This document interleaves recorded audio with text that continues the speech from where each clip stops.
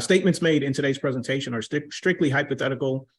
EazyBot makes no claims, projections, or guarantees of any income or earnings potential. And as with any trading activity, there are varying factors which may or may not be within the control of the individual trader or software, including but not limited to market conditions, hacking activities, or geographic concerns. Individual results may and likely will vary. Prior to investing money in crypto or any markets, individuals should consult a licensed professional planner, and individuals should invest wisely and not risk more than they can afford to lose. Funds invested in cryptocurrencies are not protected or insured by the FDIC or other agencies. Okay, everything else is in your control. Your contribution, you decide.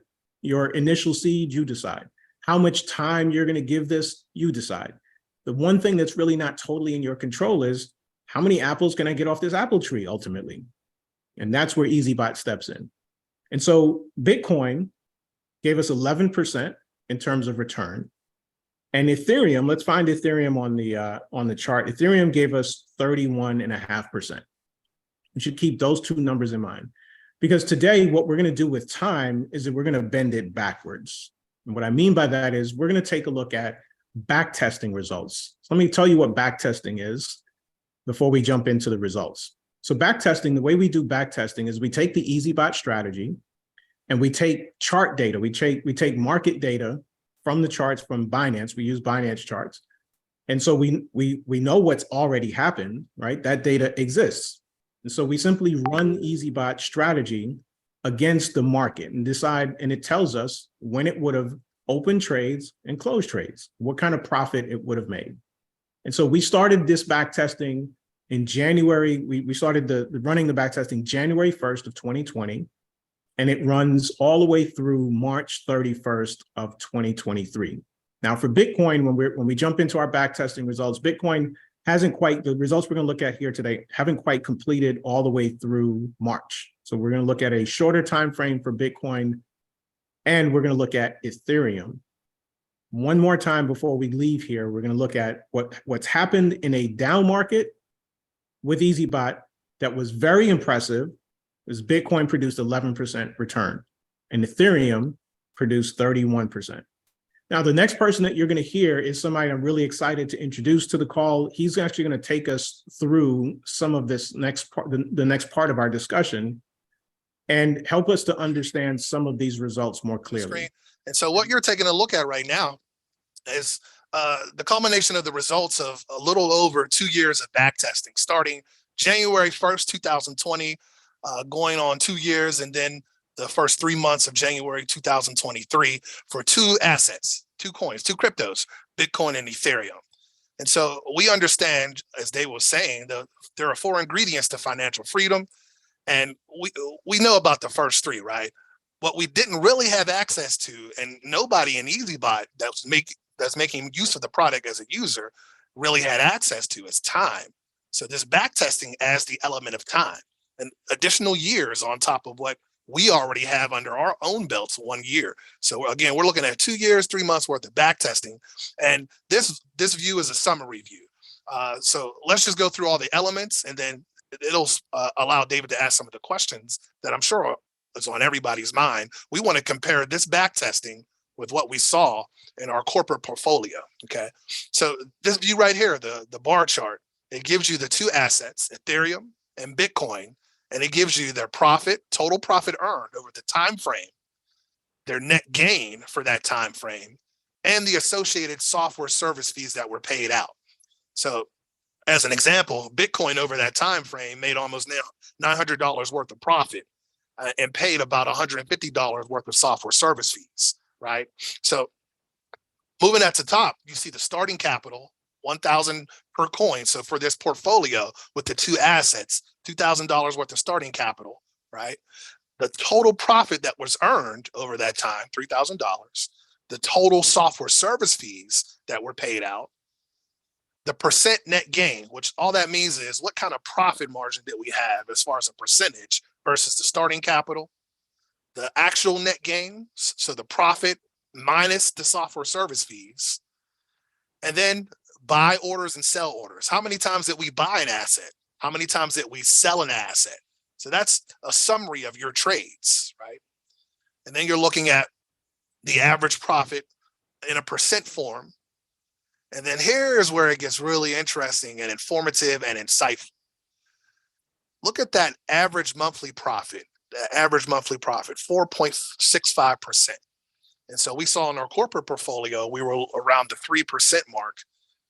If given time, we see that the average monthly profit, it can increase. And that average annual profit, almost 56%. And then dollar amount per month on average that we made in profit, and the annual average amount of profit over that 2.25 years, right? So there's a really big and phenomenal story here where we're talking about not just stopping and getting results after 1 year, but allowing the results to accumulate. And with the accumulation of those time periods, you just get increase and profit potential. Time really adds to the profit potential that the product will make for its users. So this is a really great story. So consider with the corporate portfolio, for about 1 year, we did 11% for Bitcoin. So let's hone in on Bitcoin and see, if given time, what can Bitcoin really do? Now, keep in mind, we were trading during a bear market for some of this time.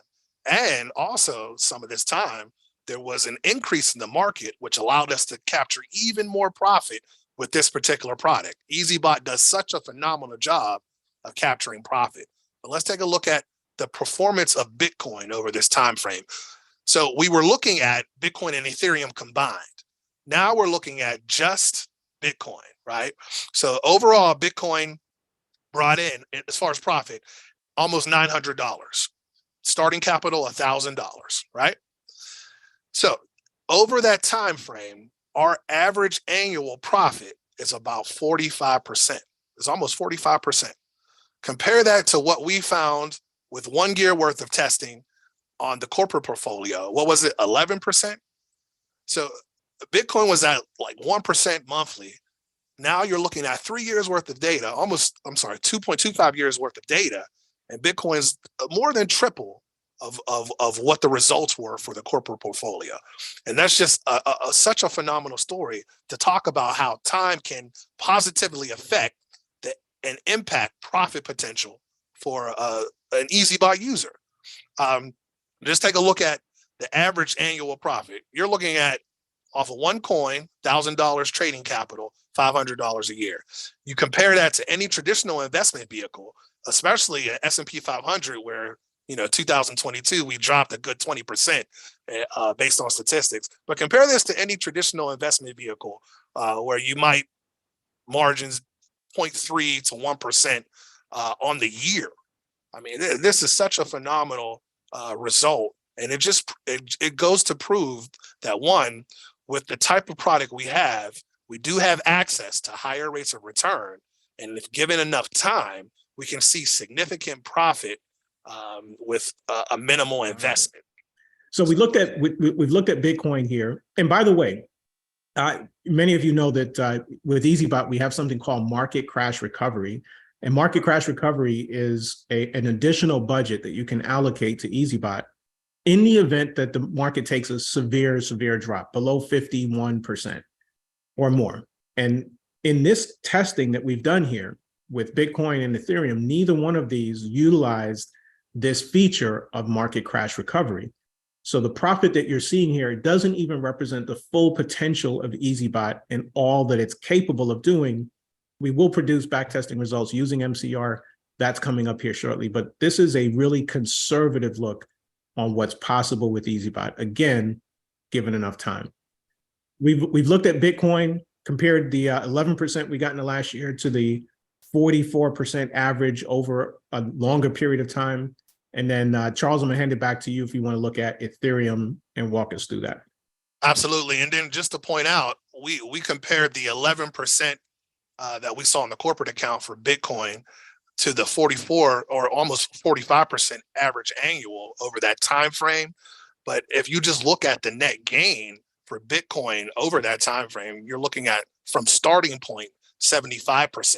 So really, that's the better comparison. 11% from starting point on the corporate side of that one account versus giving EazyBot a little more time to work. And you see for this particular portfolio, we saw a 75% net gain, but this is just the possibility, right? This is the potential that we're talking about, and it's phenomenal. And it got even better when you look at the Ethereum story. So overall, starting capital 1,000, and then a profit of 2,100. Software service fees less than $345. But that average annual profit, that's insane. It's 81% on average annual profit. So we're talking almost 7% per month as far as a rate of return. How does that compare with what we've seen in traditional markets? How does that compare with what we've seen in the bear market? I mean, we're talking leaps and bounds as far as productivity. I'd be satisfied with this kind of portfolio in any 401k if I could get it there. But you won't find that in a 401k. You won't find 175, almost 176% net gain. This is minus profit for any time frame that you might have for traditional markets. So we're so excited about these results and the future of what EazyBot has to offer to our users. And again, the emphasis here is ensuring that you have active bots for a long period of time. We're not talking a bot on for a week or a bot on for a month or a bot on for a year. Give it time. Let the bot accumulate compound interest, etc. And even as the market goes up or down, let the bot capture profits for you. Yes, Charles, thank you. This was absolutely amazing. But I wanted to come back and ask a question. In those numbers, was that a one-time capital investment? And what do you think it would look like if a person was feeding this on a regular basis? And insane. Yeah, from my understanding, that was just based off a one-time capital investment. So all the ratios are based off $1,000 starting capital. That's a really nice comment, Martin. Yes, if we have this is just based on one-time capital, one-time $1,000 being invested at the beginning and then tested throughout the 2 years or 3 years. So yeah, if there is a proper or kind of commitment to add to the account every month or every week or every couple of weeks, then that would the story is going to be completely different, and we're going to have even much better returns and much better results in the trading.